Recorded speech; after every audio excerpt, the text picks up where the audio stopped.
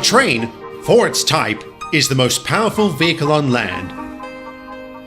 And the engines of Sodor are the power behind the docks, industries and branch lines that make up the world-renowned Northwestern Railway.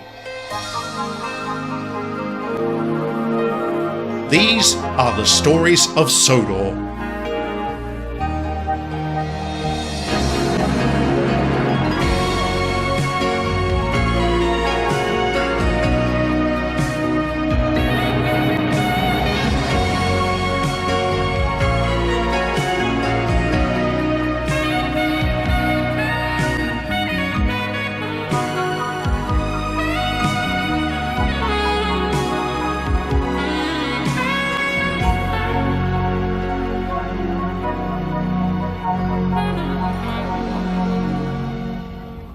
Back in 1968, Parliament passed the Caravan Sites Act. The purpose of this legislation was to establish designated areas where, quote, persons of a nomadic habit could settle without fear of eviction. These became known as halting sites, 400 of which were created across the UK. One was set up near Harwin and was quickly occupied by a group of people. And if you read the title of this story, you'll know who I'm talking about. Unfortunately, this did cause problems. Back then, Gypsies didn't have the best reputation. They were seen as thieving, thuggish troublemakers, so the locals weren't exactly welcoming when they arrived. There were several altercations between them and the Gypsies, who didn't exactly act like gracious visitors. And I'm sorry to say the Skarloey Railway didn't help the situation, or more specifically, Ivo didn't.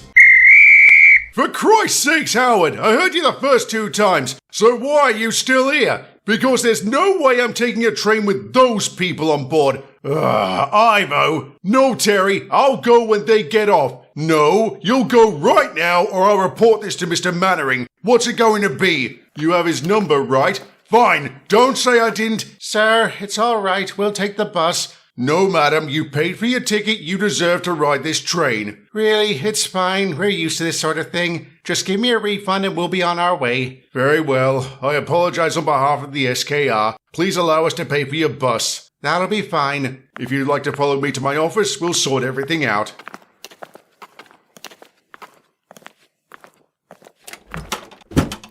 I might not be able to see you, Renes, but I can tell you're scowling. I'm not scowling, Ivo. I'm fuming. I'm ashamed of you. I can't believe you're still holding on to this grudge. Grudge? They put Fred in the hospital for crying out loud. Well, he had it. Don't you dare, Renes. Don't you dare. I say, sir, how would you like to make 10 quid? Doing what? Picking up that coin. You're joking. No, sir, I don't have a sense of humour. What's the catch? If you can't lift it, you have to pay me 10 quid. What do you say? All right, you're on. Hold up, you don't want to do that. Why not? Because he's glued that coin to the ground. What rubbish. I would never do such a thing. Then you pick it up first. Works for me. Go ahead. You mongrel. Thanks, Ivo. You know that one? And I'll make sure everyone else does too. That's fine. I still have plenty more tricks up my sleeve. And you wonder why people don't like your type? No, I don't. As far as I'm concerned, outsiders can go to hell. I know who you're talking about. His name's Halligan. He took the butcher for 10 quid yesterday with that same trick. Ugh, I knew nothing good would come out of that halting site. It's basically legal squatting. Would you prefer the illegal kind? I've seen that and there isn't much difference between the two. Alright, this Halligan bloke is one of the bad ones, but you can't paint all of them with the same brush. Even if it's justified? Well, what justification did you have to boot those passengers off your train? He's right, Ivo. You took it too far. I'm surprised to hear you say that, Duncan. You were here last time, and I've wised up since. I suggest you do the same. Hey, there's wisdom in being vigilant. This isn't vigilance, it's prejudice. Like Duke said, not all gypsies are the same. Take Flora, for example. Who the hell's Flora? That would be me. Ah, speak of the angel. How are you, Flora? Fine, thank you, Duncan. So this is Ivo. Nice to meet you. Don't care much for my type, eh? That's fine. Maybe you'll soften up after I read your future? The hell I will, and the hell you will. Are you sure? I'm not interested in your fortune-telling bollocks. Fair enough. Any other takers? Sure, why not? All right, let me see. You will be reunited with an old friend. Someone who did you a great favor. Who? Hard to say. There's a strong aura surrounding him. I can't see much apart from a color. Strange. It's yellow? And there are wheels and a funnel? You don't mean... Didn't see that coming, did you? Now Sodor! What did you do that for? Because she was trying to get under your paint, Duncan. Well, it bloody worked.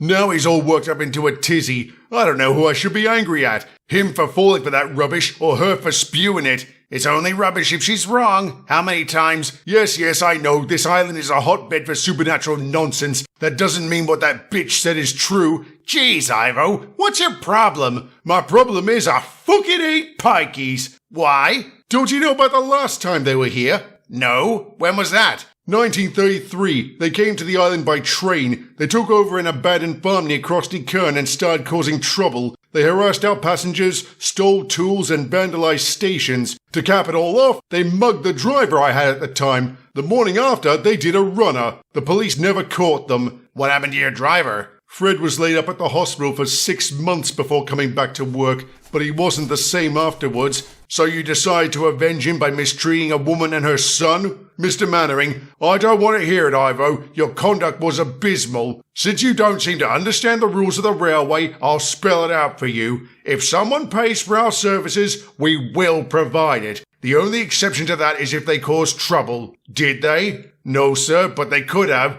So your actions were preemptive? Maybe I should have you shunt trucks in the yard to make sure you don't do this again. Does that sound fair? No, sir. Then can I trust this won't happen again? Yes, sir, you can. Oi, you! What do you want, Halligan? I heard you kicked my wife and son off your train yesterday. They were your family? So I was justified. Good to know. You're begging for a world of hurt, you puffed up kettle. Bring it on, you pikey git. I'm not afraid of you. All right, that's it. Ivo, you shut up and let me do the talking.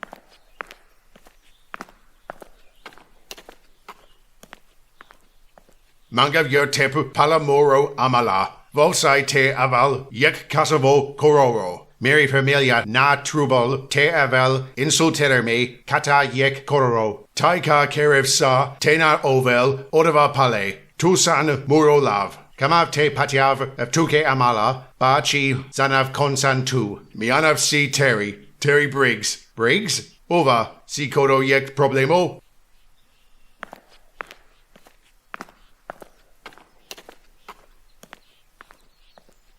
Yes, Ivo, I'm a gypsy. Why didn't you tell? Scratch that stupid question. Did you live like them? I used to. I was born in the back of a horse-drawn cart. Spent all my childhood and most of my teens travelling about. Then one day, I had enough. I decided that wasn't the life for me, so I walked away from it. And your family? They walked away from me too. Haven't seen them since. And I get the feeling they've crossed paths with the Halligans. What do you say that? What did you say to him? That I would keep you in check. As soon as I mentioned my name, he took off. Now I'm wondering if I painted a target on me back. Do you have any idea what this feud might be? No, and I don't want to find out. So please, Ivo, for my sake, don't antagonize these people any further. All right, Terry, I won't.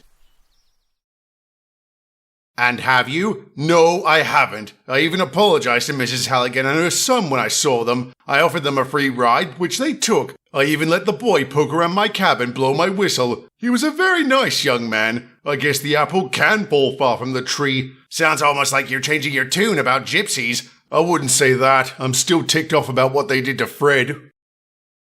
Go on, Rheneas, say it. Say what? That he had it coming. Half the problems we had with those gypsies were because of him. You can't say they were saints. And you can't say Fred didn't go out of his way to provoke them. You're exaggerating, Rheneas. Am I? Remember that time we double-headed a ballast train? We passed by a small group of gypsies having a picnic near the line. They were minding their own business, and what did Fred do? He jumped out of your cab, armed with your fireman's shovel, and ran at them like a lunatic. Did he catch them? No, they scarpered. One of them was a child about 4 years old. The poor lass was terrified. Blimey, I'd forgotten all about that, which is absolutely terrible. He was absolutely terrible, Ivo, and a bad influence on you. I'm not a baby, Rheneas. I know that, but you were new to the railway, fresh out of the works too. We've all been there. We've all been influenced by someone. I regret not doing more to protect you from Fred's behavior.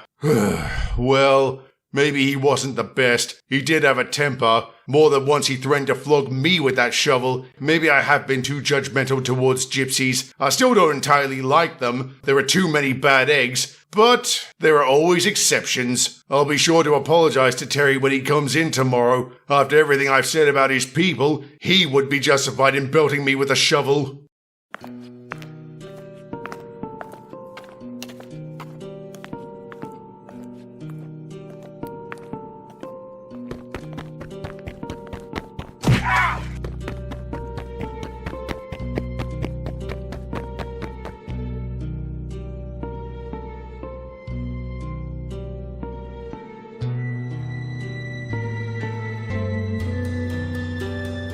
Is he alright? He will be. He took a blow to the head, but nothing serious. Were there any witnesses? A butcher. He said the culprit was a gypsy that fleeced him for 10 quid. Halligan. Tell me the police picked him up, sir. They tried to, but the halting site was empty. Looks like the gypsies have done a runner. And what are the coppers doing to find them? They've put out an alert. Every officer in the Northwest is looking for them, Ivo. I'm sure they'll be caught. With all due respect, sir, you won't find a pikey that doesn't want to be found. I'm pleased to say the SKR's number 7 was wrong in that regard. Within a week, Mr. Halligan was arrested and charged with assault. It seems his family had been betrayed by the Briggses at some point, so he was honor-bound to avenge them. His vengeance, in conjunction with a variety of other charges he was wanted for, earned him 12 years in prison. I'm pleased to say Terry made a full recovery and would be a positive influence on his engine. I won't say Ivo completely shed his hatred of gypsies, but he was far less likely to lash out at them, which was fortunate for 2 reasons. First, the halting site would continue to be used by countless travelers, be they Romani,